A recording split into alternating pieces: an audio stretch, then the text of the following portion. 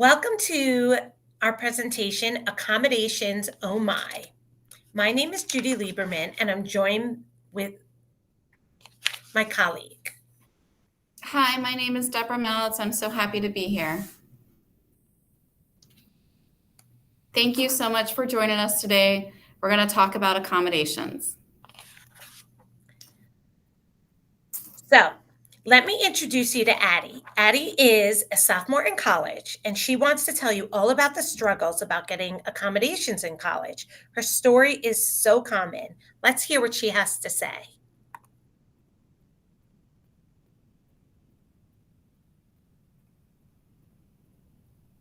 Hey, I'm a college sophomore with ADHD and anxiety, and right now I'm trying to get accommodations from my university.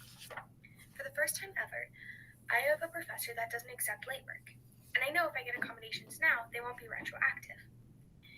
It's hard because my documentation is old, and I need a therapist now, but many of us can't afford therapists. I know I should have been a better advocate myself and have done it earlier. So, if you're on the fence about accessing accommodations, then reach out to the College Accessibility's office and apply for accommodations. You don't always have to use them, but it's nice to have them.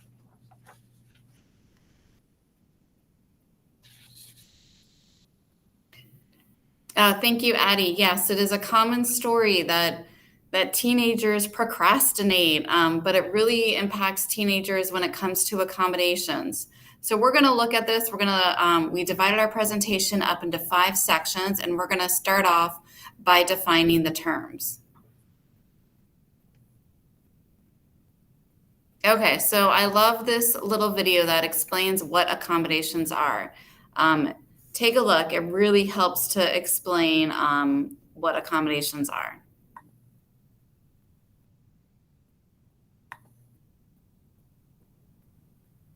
Welcome. This video will explain how accommodations support students with disabilities in their education. Academic accommodations help to remove barriers to learning that exist for students with disabilities. They ensure that all students have the same level of access to education. Sometimes people believe that using accommodations gives students an unfair advantage, or that having accommodations is a privilege, but it's not, it's a right. Having a disability means that a barrier exists, and proper accommodations remove that barrier. Nothing more and nothing less. Think of someone who wears eyeglasses. Does this person have any special advantage or power over the other students who aren't wearing glasses? No. But if they didn't wear glasses, they wouldn't be able to read the blackboard or the textbook or their exam. Having poor vision would act as a barrier in their learning and assessment, and it has nothing to do with intelligence.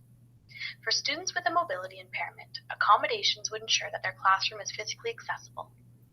For students with hearing impairments, accommodations could include a hearing aid or adaptive technology.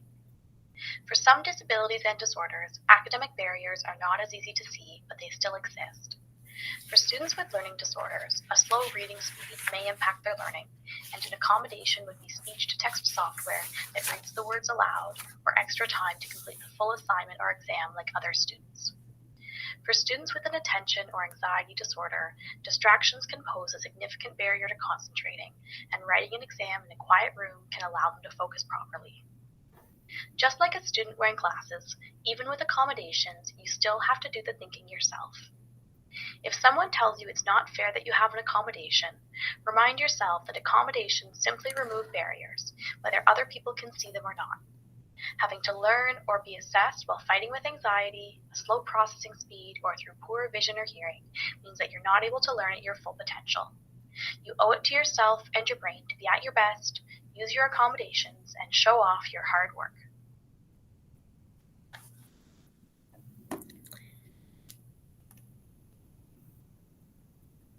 So that video did a great job at explaining accommodation. So again, an accommodation is any strategy that gets rid of or lessens the effect of a specific barrier or obstacle that exists in school, in the workplace, the community, or even at home. So an accommodation is a change or an adjustment that makes it possible for any individual with a disability to enjoy an equal opportunity. Okay, so these are some of the laws that go with getting accommodations. When you're in high school, we use IDEA, and then when we go off to college or to work, we use ADA.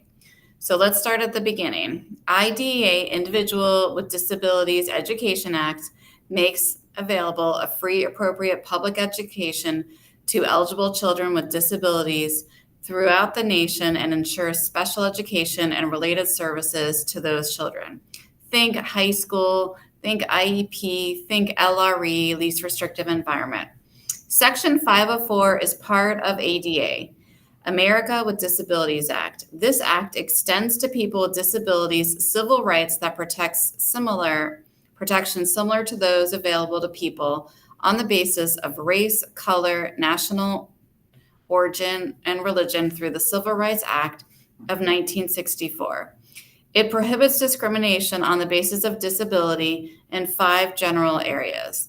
Number 1, private sector employment. 2, activities of states and local governments. 3, place of public accommodation. 4, transportation. And 5, telecommunication services.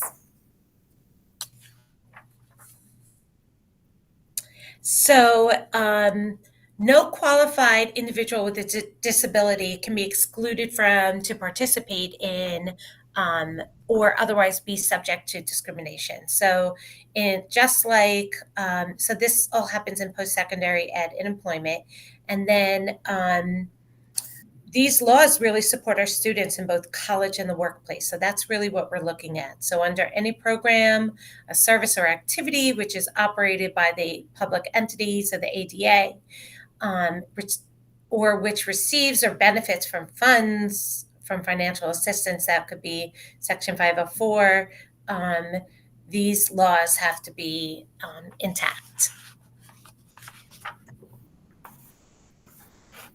So it's very important that you use them. It's not just, oh, la-di-da, it's your right. And so there are laws that protect students so that they can, and employees, so that they can enjoy full-time employment and so that they can enjoy university life. And so let's look and see how that happens in different settings. All right, so I want to introduce you to Liat. She is a junior in high school, and she created a document called a one-pager. And this, in her words, serves as a roadmap or a toolbox all about her, describing what her needs and desires are in high school. So let's hear from her.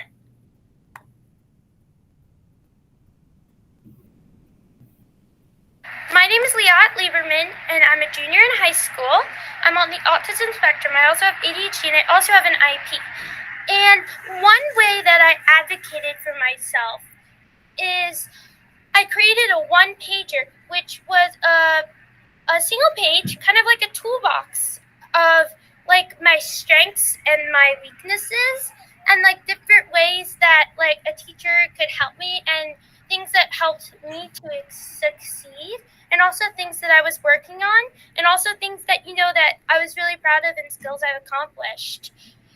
And I would say, like, it made a huge difference for me in school. I gave it out to all my teachers, and I have updated it. I started it last year, and I've been updating it, and I use it. And, like, when I went to summer camp, I brought it for my counselors to show. And while I changed it because I was going to summer camp, it's different than a school setting.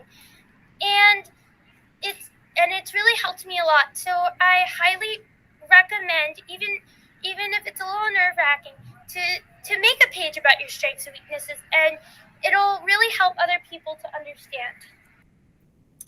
So Liat did a great job at sharing all about how she uses a one-pager all in high school. So thank you. Here we go. So our next topic we're going to be talking about is transitioning from high school to college. So let's take a look.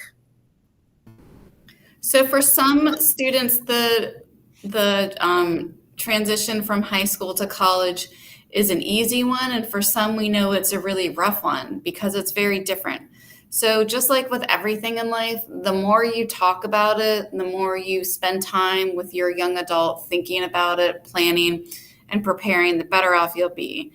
And so let's see how they're different and just talk about it. So I wanted to share some of the research.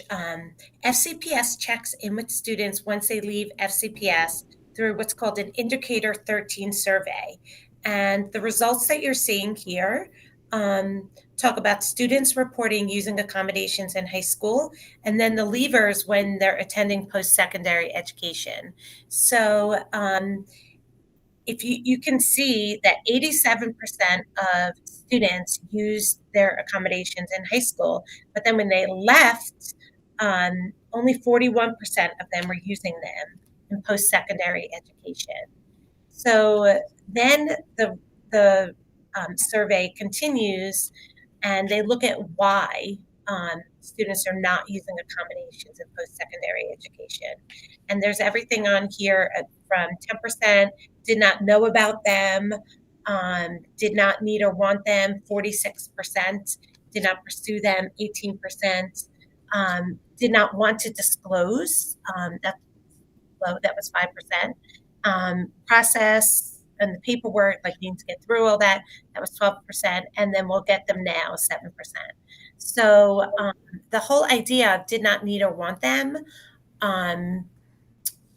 really, we need to look at that and how we can get our students accommodation, how they can get their accommodations in high school, and maybe learning more about their accommodations and how that work might be able to help. So. Okay, so let's talk for a minute about high school versus college. There are so many differences, and here's just a few. So in high school, the student is really seen as a child, but when they go off to college, the student is now seen as the young adult. And they're the one that the college deals with for everything. In high school, you know, the teacher might deal with the parent, but once they're in college, you know, they're not going to be interested in talking to you about it. Ms. Lieberman shared a story that a parent tried to go to Nova and ask a question, and the person working in the career services said politely, I will not talk to you. I will only talk to your student, because once the student goes off to college, it's up to them to advocate. High school is very structured. We have these bells every 45 minutes to 90 minutes, but college is flexible. You can take some classes online. You can take some in person. You can take them at different campuses. In high school, you're entitled to a least restrictive environment, but in college, it's reasonable accommodations. In high school, it's IDA, IEP, and 504. In college, it's just ADA. In high school, there's IEP meetings, but in college, you have to go to the student services to get the meetings. And in high school, the school can sometimes create social opportunities for students, like prom and things like that. But in college, the students need to find their own clubs and their own activities. Now we're going to look at the third part, which is the procedure, how to get your accommodations in college. All right. So people approach things differently. So just like when you make dinner, you might make it one way, and someone may make their recipe a little bit differently. The same thing applies to accessibility services. So people go about it in some different orders, but really the first step is the most important. The student needs to contact the Office of Accessibility Services, and they need to register. Remember, this is the student. This is after you were accepted to college. You are going to bring documentation, which may be your last neuropsych, your high school IEP. You may need to check in to see what the documentation that the school requires. And then The next thing is you're going to talk about accommodations. So you're going to meet with the counselor. They'll make an appointment with you, and you can discuss. Remember, things look different in high school and college. So, for example, in high school, you might have been able to get teacher notes printed for you, but how does that accommodation look in college? It may be that you have a note taker, so you'll get a copy of notes which are taken by another student. The accessibility services office can and will review your application. And once they get you guys get everything sorted out, they're going to deliver accommodation letters to your professors. But the really important part is to then go in and follow up with your professors and talk to your professors about how this accommodation looks. It's not up to the Office of Accessibility Services office to help you get your testing accommodation. So if you have a testing accommodation, you may have to work up with the professor and about where that's going to happen. If you get it in a small room, a lot of offices have different locations where you can go and take your tests. So the follow up with the professor is really important. And then lastly is really paying attention to your needs. So it's great. You can go meet with the ASO office. That's fabulous. But if your needs are changing, just like your IEP, which is a living document that goes living and breathing document, so is your accommodation ledger. So if you need to change that up, you can go back and you can talk to them, but they will not go back. It is not retroactive. So you need to keep the conversation going. So here's a sample of the NOVA website, and what this does. I'm just showing you a screenshot for NOVA, and it shows you the accommodation process and kind of what the website looks like. You can go in and go to any of your colleges that you're looking at and type in their name and type in accessibility services, and up will come something like our NOVA site. So this is a really great beginning area landing page. And within this website, that's where you'll find information about documentation. They'll tell you about what you need to have for their school so that everything goes smoothly. So Think College. So it's thinkcollege.net. And this is a great website. And what it does is they have all sorts of different resources about getting accommodations in college. So thinkcollege.net.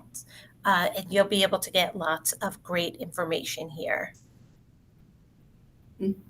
Okay, so sometimes you need to go back to square one and think about your needs and then realize what are the accommodations that would be good for you. And sometimes it's the simplest things, like the video said earlier, glasses to help you see. It doesn't have to be this complicated thing. So if we're used to having teacher notes, maybe in college you have, a student note taker. And here are some other ones: extra time on exams. You can get a private room for exams, assistive technology, large text, Braille. I love this one: early registration, housing accommodations, extra time on assignments. Sometimes you can get exempt from a foreign language or a substitution, and of course have extensions on assignments.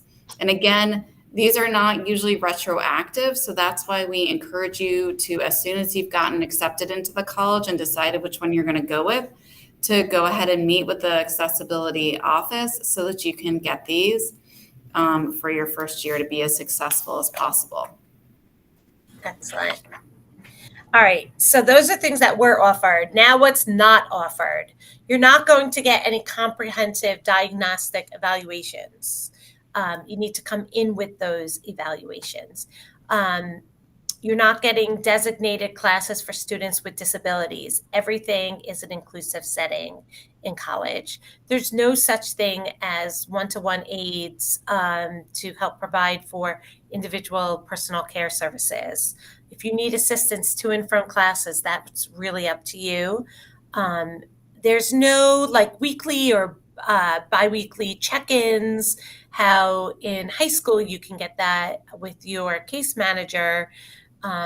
There's nothing mandated in college. And then there's no individualized personal tutors or academic coaches that are offered straight through the ASO office. Their goal of services is access in college.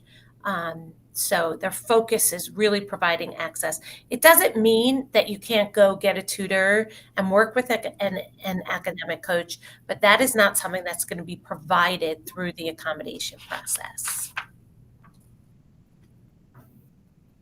So should I apply for support services? This is a conversation you're going to have with your student. Do I need support services to succeed in college? And these are some questions you might want to ask. Do I have current documentation? This means, Fairfax County is really great about this, making sure you have an updated educational and psychological testing. Do I understand my disability and how it affects my academic performance? And do I understand how to get support services in college? If you're on the fence or you're not sure, we suggest you talk to your ETR from your high school, but I always think that it's best. The answer is yes. You can always apply and try it and see if it makes you more successful in school. So it's important to be proactive. Timing is everything. Accommodations, we've said it a few times already, they do not go back to an earlier time. They are not retroactive. So greeting and timing could ensure that you get the accommodations that you need and to make your college experience less stressful and better. This applies to post-secondary accommodations. This does not apply to workplace accommodations. So in college, if you want to get accommodations, you need to disclose.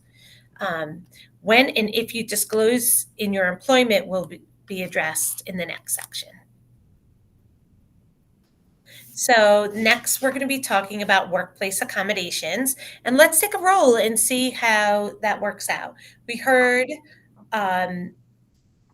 over the years about how different people speak and different people request accommodations in the workplace. I know myself, I've had to request accommodations. So there's a process in how everything is done. In this section, we'll go over some of the aspects and move forward on with this topic.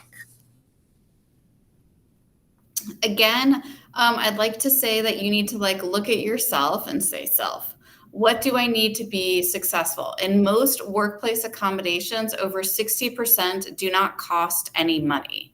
It's just maybe you've just had a surgery and you need a handicapped sticker so that you can park closer to work. Maybe you need a computer software program that speaks to you. And most of these things are already there. So it's just thinking about how you could do your job and it could go better and smoother and you could be more productive. So here are a few common ones. Communication to be emailed, changing workstations. Sometimes they have the standing workstation, or if there's a lot of people talking, you can actually get a different space. Computer software, modification of a schedule, written instructions, pictures or videos, visual reminders, accessible workspace, multiple formats, checklists, progress bar, dry erase boards, written agenda, mentors, remote work options, and flexible break times. So I use some of these myself. I make a big checklist and I do some visual reminders, and I'm sure that Ms. Lieberman uses these too. We all use them to be more productive in our work. Excellent. Yes, I use a lot of these accommodations to help me get through the day. I think my favorites are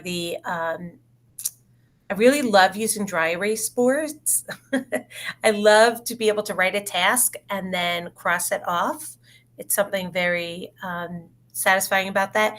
And checklists. Checklists just, whether it's electronic, on a whiteboard, in a notebook, all of that. All right, so the Job Accommodation Network, that's askjan.org. This is probably my favorite website that exists related to employment. And the best thing about this website is that it's not only for individuals, it's also for employers. But if individuals wanted to go in, you can go in and get more information. You can look up autism and see what are some of the accommodations that they provide. Under the individuals, you can also see how to ask for an accommodation. So on this one resource, there's lots of different videos that are available. So you can go to the section where it's training videos, and they have a toolkit that captures and it shows great recordings about getting accommodations in the workplace. And those have been excellent to not only view for myself, but when working with students, it's a great place for them to see the video and see what they need to do. And they're great with role plays. So the Job Accommodation Network, askjan.org.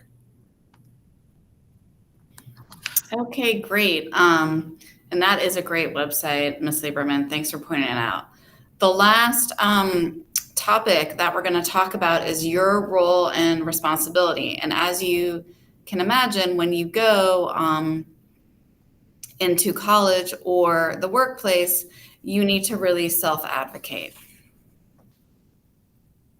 So for post-secondary education, you're going to contact the Office of Accessibility Services. You're going to register. You're going to meet with your counselor. You're going to talk about accommodations. The ASO will review your applications. We're going to deliver the accommodation letters. The professors are going to follow the letters, and everyone's going to pay attention to your needs. Yay. Yay! In employment. All right, so there's no obligation to disclose your disability or any of that related information to an employer until the need for the reasonable accommodation becomes visible. So, so reasonable accommodations, we were hearing to them, may be needed in the hiring process or to perform essential job functions, or maybe even to receive a benefit or privilege of employment. So you don't need to disclose your disability, but you may need to disclose it, and it's totally up to you. If you are able to, in your job, work and not need any accommodations, then by all means, you don't have to say anything. But if there are things that you'll need, then you really do need to disclose. Okay, so it's all about self-advocacy. Self-advocacy is an individual's ability to efficiently communicate, convey, negotiate, or insert his or her own interests, desires, needs, and rights. It involves making informed decisions and taking responsibility for these decisions. I love this graphic. It's a really cool way to see what self-advocacy is, and lots of very visual. Like, you got to speak up for yourself. You have to stay informed. You have to know your rights. You have to find your people that will help you. When you're trying to solve your problems, you have to find those people that will help you. And reach out to others when you need help. And then finally, taking control of your own life as self-determination. Excellent. All right, so you guys are going to get to meet Tori, and Tori advocates for accommodations on the job. We're going to just watch about a minute and hear Tori tell us a little bit of her story.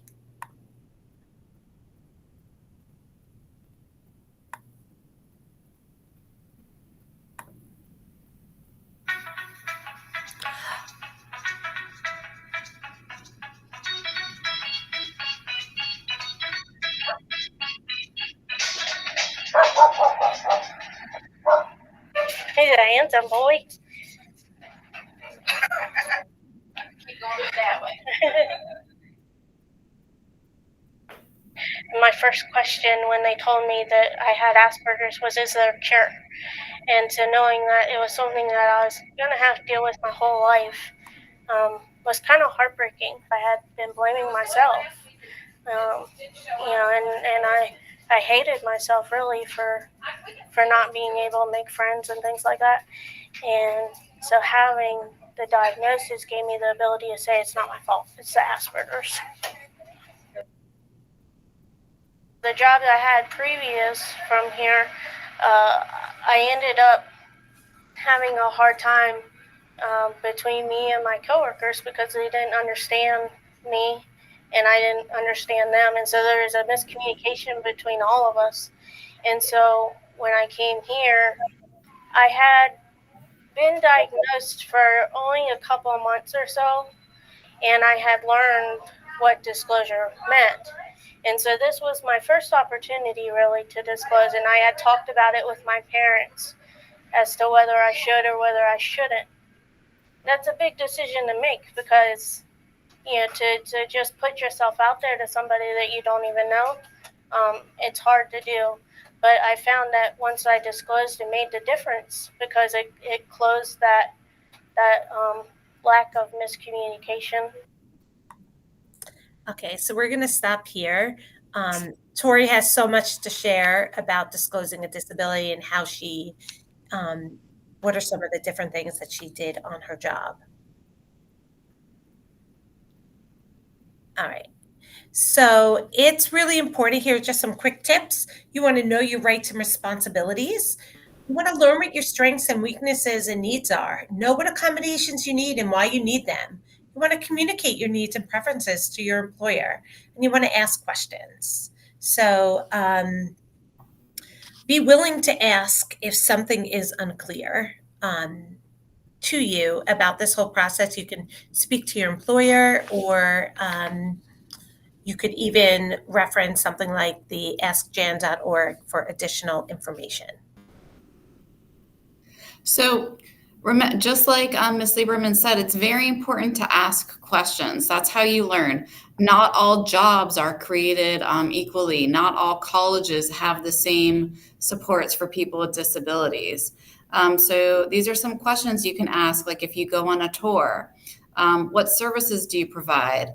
What documentation requirements do you have? How are the faculty informed of the accommodations? Is there a testing center?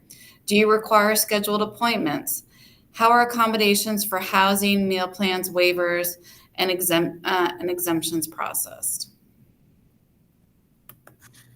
So we didn't want to leave you without giving you an update on Addie.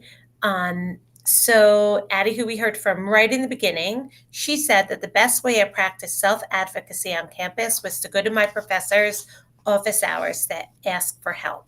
So that was an update. And our final thoughts is just do it. Request accommodations, ask for them, ask questions, have this be a living and breathing conversation. And we wanted to thank you for coming today. Yes, thank you so much. We can't say it enough. You need to self-advocate, and it really makes a difference. And we want you to be as successful as possible. Thank you so much, and we will talk to you soon.